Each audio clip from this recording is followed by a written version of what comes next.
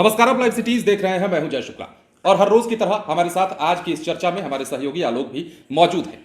देखिए, बात लगातार अब हो रही है लोकसभा चुनाव की और लोकसभा चुनाव से पहले बात होने लगी है सीट शेयरिंग की। हम इंडिया की बात नहीं करेंगे, हम फिलहाल बात करेंगे एनडीए की। और बिहार में अब एनडीए की ओर से सीट शेयरिंग के फॉर्मूले पर लगातार मंथन चलने के बाद अब फैसले की घड़ी आ गई है। कहा यह भी जा रहा है कि जदयू और बीजेपी के बीच सीट शेयरिंग का जो फॉर्मूला है वो तय हो चुका है। इसके साथ ही साथ जो घटक दल हैं उनके लिए भी प्लानिंग कर दी गई है। चर्चा में आलोक हमसे बातें शेयर करेंगे और बताएंगे, चूंकि आप कॉरिडोर में देखते रहते हैं, पॉलिटिकल कॉरिडोर में क्या कुछ चल रहा है, क्या वाकई में सीट शेयरिंग पर बात बन गई है। देखिए, सीट शेयरिंग पर बातें जो है वो अंतिम चरण में है। हम अगर एनडीए की बात कर रहे हैं तो इसमें कई सारी पार्टियां हैं। जेडीयू है, बीजेपी है, लोजपा है, लोजपा रामविलास है और राष्ट्रीय लोजपा भी है। बिल्कुल, राष्ट्रीय लोजपा पशुपति पारस की और लोजपा चिराग पासवान की, लोजपा रामविलास। इसके अलावा राष्ट्रीय लोक समता पार्टी है, उपेंद्र कुशवाहा। हाँ, राष्ट्रीय लोक जनता दल है, अब आरएलजेडी हो चुकी है। इसके अलावा मांझी जी की भी पार्टी है जी। तो कई सारी पार्टियां हैं, इन सभी पार्टियों में सीटों का बंटवारा होना है। देखिए, पिछली बार जो फॉर्मूला था 2019 का फॉर्मूला था वो था 17, 17 और 6, 17 जेडीयू, 17 बीजेपी और 6 पर लोजपा। बीजेपी के 17 सांसद जीते हुए हैं तो 17 से कम पर वे लड़ेंगे नहीं, ये बात भी तय है। और अगर जेडीयू ये सोच के चलिए कि 17 इस बार फिर उन्हें मिलने जा रहा है तो ये होना नहीं है, ये होना नहीं है।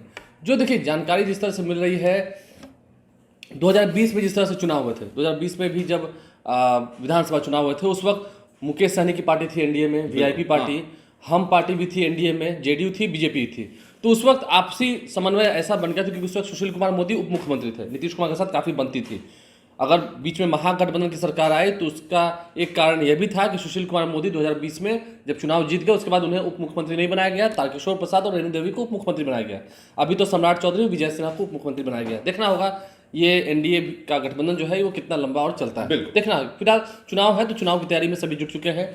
अब विभागों का बंटवारा भी लगभग हो चुका है, वो आप वीडियो जाकर लाइव सीरीज पर देख सकते हैं। देखिए, 2020 में ये फॉर्मूला तय हुआ था कि नीतीश कुमार को जितनी सीटें मिली थी, अब उन सीटों में से जितना मांझी को एडजस्ट करना था, ठीक है, और बीजेपी को जितनी सीटें मिली थी उसमें से वीआईपी पार्टी को, यानी कि मुकेश सहनी की पार्टी को एडजस्ट करना था। नीतीश कुमार ने अपने कोटे से 7 सीटें दी थी हम पार्टी को, जिसमें 7 में से वो 4 जीत गया है। अब बीजेपी ने 11 सीटें दी थी मुकेश सहनी को अपने कोटे में से, जिसमें से 11 में से वो भी महज 4 ही जीत गया है। मुकेश सहनी का परफॉर्मेंस उतना अच्छा नहीं रहा था, वे खुद सिमरी बख्तियारपुर से हार गए। 4 सीटें उन्हें जीतने को मिली थी, उनमें से भी फिर सभी जितने उनके विधायक हैं वो सभी बीजेपी में चले गए थे। वो तो बाद में मुकेश सहनी की पार्टी के सारे विधायक बीजेपी में विलय कर गए। ये खेल भी आपने देखा था जब एनडीए की सरकार थी। तो ऐसे में इस बार का फॉर्मूला भी कुछ ऐसा ही रहेगा, क्योंकि बीजेपी को अपनी सीटों में से, मतलब जो जितना उनके खाते में सीटें आएंगी उसमें से लोजपा रामविलास यानी कि चिराग पासवान को देना होगा। अब नीतीश कुमार को जितना मांझी को देखना होगा, इसके अलावा पशुपति पारस को देखना होगा।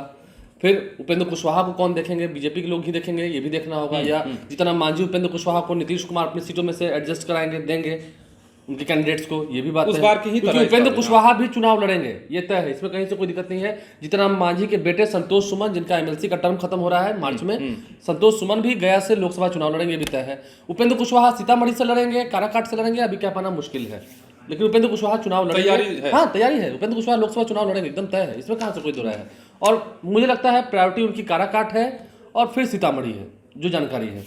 तो चुनाव होना ही है, चुनाव लड़ेंगे ही। तो ऐसे में देखिए, जो सीटों का फॉर्मूला मुझे समझ में आ रहा है, नीतीश कुमार को बिहार में 12 सीटें मिलेंगी। अच्छा, 12 जो जानकारी है, देखिए इसमें 1-2 आगे पीछे हो जाए तो अलग बात है। 12 सीटें उन्हें बिहार में मिलेंगी।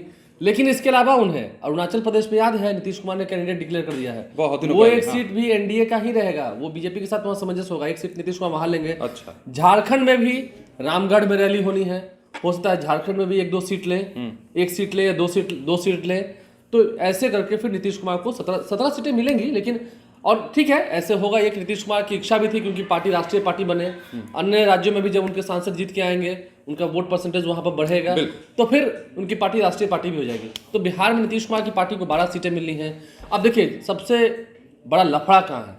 लफड़ा नहीं है, मतलब इसमें किचकिच है, क्योंकि अमित शाह ने जेपी नड्डा को अधिकृत किया है सभी से बात करने के लिए। जेपी नड्डा ही सबसे बात करेंगे सीटों को लेकर के, खास करके चिराग पासवान से, पशुपति पारस से, क्योंकि अब जितनी परिस्थितियां उत्पन्न हो गई हैं, चिराग पासवान और पशुपति पारस में मेलजोल हो जाएगा, ये संभव नहीं दिख रहा, ये अब संभव दिखता ही नहीं है, ये होना भी नहीं है, अब नहीं होना है, अब नहीं होना। मारपीट नहीं हो सकती है, ठीक है, लेकिन दोनों में बातचीत भी करा ली जाए तो कैसे मैनेज ये करेंगे? संभव नहीं है। एनडीए विधानमंडल दल की बैठक में दोनों पहुंच जाते हैं, नरेंद्र मोदी जब बुलाते हैं एनडीए के सभी नेताओं को वहां पहुंच जाते हैं, वो बात अलग है। लेकिन तो इसमें मैनेज तो करना होगा। चिराग पासवान को हाजीपुर सीट चाहिए, जमुई चाहिए, ये सभी सीटें चाहिए। इसके अलावा जहानाबाद चाहिए, नवादा की भी बात होती है, लेकिन नवादा में तो चंदन सिंह है और सूरजभान सिंह इतने मजबूत स्तंभ है कि बीजेपी उन्हें कभी छोड़ना नहीं चाहिए। तो चंदन सिंह का टिकट भी लगभग फाइनल मान के ही चलिए। अब देखना होगा कि सूरजभान सिंह इस बार क्या डिसीजन लेते हैं, ये भी ध्यान रखना होगा, क्योंकि चंदन सिंह ने काम तो नवादा में किया, वो अलग बात है। चलिए, तो अब हम बात कर रहे थे बीजेपी की। बीजेपी 17 सीटों पर जीती हुई है, 17 से कम पर वो लड़ेगी नहीं। अब रही बात चिराग पासवान की। चिराग पासवान, आपको लगता है कि 4 सीटों पर चिराग पासवान मान जाएंगे? ये मानने वाली बात है? मुझे तो नहीं लगता है। नहीं, लेकिन मानना होगा। अब राजनीति का परिदृश्य कुछ ऐसा बनता है तो आगे हो सकता है कि मानना तो लेकिन होगा, मुझे नहीं लगता। लेकिन ये भी बात है 6 सीटें भी चिराग पासवान को नहीं मिलने जा रही हैं। अब लोजपा रामविलास की तो बात हमने कर ली, राष्ट्रीय लोजपा की बात करते हैं। उधर भी चाचा भतीजा है, समस्तीपुर और हाजीपुर तो किसी भी हाल में चिराग पासवान लेंगे। और उधर चाचा जी भी बोल रहे हैं। उधर चाचा जी बोल रहे हैं। तो अब देखना होगा, क्योंकि देखिए अगर लड़ाई होगी और एनडीए को फैसला लेना होगा और चाचा भतीजा में से सही में चुनने की बारी आ जाएगी, तो फिर भतीजा को चुनना होगा। क्योंकि अगर चाचा को हाजीपुर दे दिया तो भतीजा भाग के आ जाएंगे आरजेडी के पास, और वोट बैंक भतीजे के ही पास है, ये भी देखना होगा। वोट बैंक उनके पास है। जो रामविलास पासवान की जितनी पूंजी है वो सब उनके ही पास है। बिल्कुल। चिराग पासवान ही उनके उत्तराधिकारी है। भले बोलने को पशुपति पास जो भी बोल रहे हैं, केंद्र में मंत्री भी हैं, तो ठीक है, बोलते हैं, अच्छी बात है, उन्हें केंद्र में मंत्री बनाया गया है। लेकिन चिराग पासवान अगर मन चाहे सीटें नहीं मिली, जैसे मैंने कहा 12 सीटें जेडीयू को मिलेंगी, 17 मिली है बीजेपी को। इसके बाद उपेंद्र कुशवाहा की पार्टी को भी चाहिए 2 सीटें कम से कम, 2 सीट से कम क्या लेंगे। जितना मांझी की पार्टी को भी 1 सीट चाहिए ही चाहिए गया, ऐसे तो वो 2-3 की डिमांड करेंगे, बिल्कुल अलग बात है। चिराग पासवान 4 या 5 देखना होगा।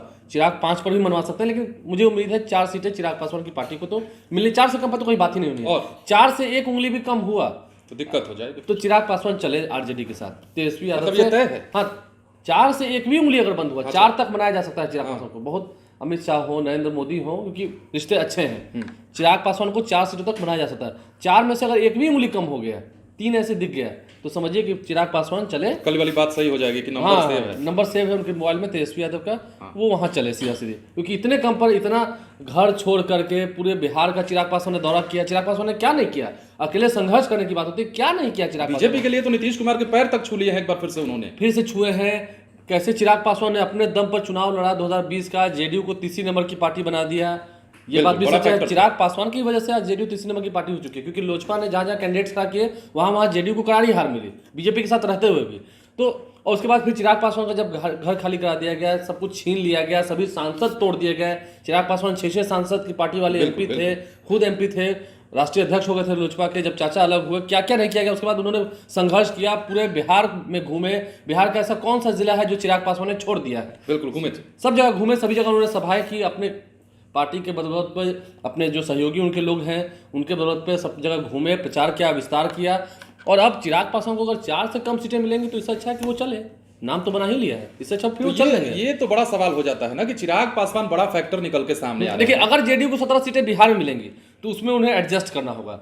उपेंद्र कुशवाहा को एडजस्ट करना होगा और जितना मांझी को एडजस्ट करना होगा। और उधर से चिराग पासवान एडजस्ट हो पाएंगे कि एडजस्ट? और चाचा और चिराग के बीच में भी चाचा और चिराग को फिर बीजेपी संभालेगी, उनको कैसे संभालना है वो बीजेपी की मतलब जिम्मेदारी हो जाती है। जी जी जी। तो सीट शेयरिंग आपको लगता है, हम एनडीए की चूंकि बात कर रहे हैं, सीट शेयरिंग पर लगभग बातें आपने क्लियर कर दी हैं। आंकड़े कई चलाए जा रहे हैं, आप भी देख रहे हैं। आंकड़े बहुत चलाए जा रहे हैं। मैंने कहा ना कि ठीक है, जेडीयू को 12 सीटें मिल सकती हैं। अब नीतीश कुमार हट पड़ जाएंगे कि नहीं मुझे 13 ही चाहिए, तो 13 से कौन? और बिहार के बाहर वाली सीटों पे हो सकता है राजी ना हो, कहें कि बिहार में मुझे इतना, बिहार में ही दे दीजिए, तो वो अलग बात है। लेकिन हाँ, अगर बिहार में मिलेंगी तो 12 सीटें मिलेंगी। अगर 17 सीटें फिर से जेडीयू को मिलेंगी तो उसमें उपेंद्र कुशवाहा और जीतनराम मांझी को एडजस्ट करना होगा। मैनेज दोनों को करना होगा। दोनों को। अब नीतीश कुमार कितना मना पाएंगे, कितना किसको देंगे, 2 सीट देंगे, 1 सीट देंगे, वो नीतीश कुमार जाने। तो अंदर से जो खबर चल के आ रही थी कि सीट शेयरिंग पर लगभग जदयू और बीजेपी में बातें हो चुकी है। नीतीश कुमार जब इतना बढ़कर आ गए, नीतीश कुमार ने वापस एनडीए का दामन थाम लिया, वो भी चुनाव से ठीक पहले, तो आपको लगता है कि नरेंद्र मोदी अमित शाह से बात नहीं होगी सीटों पर? सब कुछ बात हो चुकी है, और बीजेपी जानी भी जाती है इसी रणनीति के लिए। अब विभागों का बंटवारा भी हो गया है बिहार में, कहां कोई लगभग बात तय है। विपक्ष को जवाब भी दे दिया गया है, विपक्ष जवाब भी देगा क्या पहले क्या हाल था क्या नहीं था, सब कुछ नीतीश कुमार अपने पुराने रंग में आ चुके हैं। और नीतीश कुमार जितने एग्रेसिव बैटिंग के लिए जाने जाते हैं, देखिए नीतीश कुमार काफी शब्दों को संभाल कर बोलते हैं, चुनिंदा शब्द ही बोलते हैं। नीतीश कुमार फिर एग्रेसिव बैटिंग करने लगेंगे तो इससे इंडिया को दिक्कत होगी, क्योंकि इंडिया अभी तैयारियों में, अगर महागठबंधन की बात करें, खैर बिहार में तो महागठबंधन रहा नहीं जो नीतीश कुमार के साथ था, तो अब अगर नीतीश कुमार एग्रेसिव बैटिंग करेंगे, क्योंकि तैयारियों में महागठबंधन अभी काफी पीछे है एनडीए से, ये तो दिख भी रहा है, ये तो दिख भी रहा है। तो चलिए इस चर्चा को तो खत्म करते हैं, लेकिन इस सवाल के साथ खत्म करते हैं कि बिहार में जो पॉलिटिकल सिनारियो बनेगा सीट शेयरिंग को लेकर, खासतौर पर एनडीए में, वो आने वाले दिनों में क्या प्रारूप धर लेता है। क्योंकि बात अगर कर रहे हैं एनडीए की, तो बैठकों का दौर चल रहा है। गुरुवार को देर शाम भी आपने देखा कि जदयू बीजेपी की बड़ी बैठक हुई और ऐसे बैठकों के जरिए अब सीट शेयरिंग पर मामला जो है सुलझता हुआ एनडीए में दिखाई दे रहा है। लेकिन एक फैक्टर चिराग पासवान, और उसमें भी एक फैक्टर ये कि चिराग पासवान के चाचा पशुपति पारस, अब इन दोनों को मैनेज कैसे किया जाता है बीजेपी की ओर से, यह भी इंतजार का विषय रहेगा। फिलहाल बने रहे लाइव सिटीज के साथ। यदि अब तक आपने हमारे चैनल को सब्सक्राइब नहीं किया तो सब्सक्राइब कर लीजिए। धन्यवाद।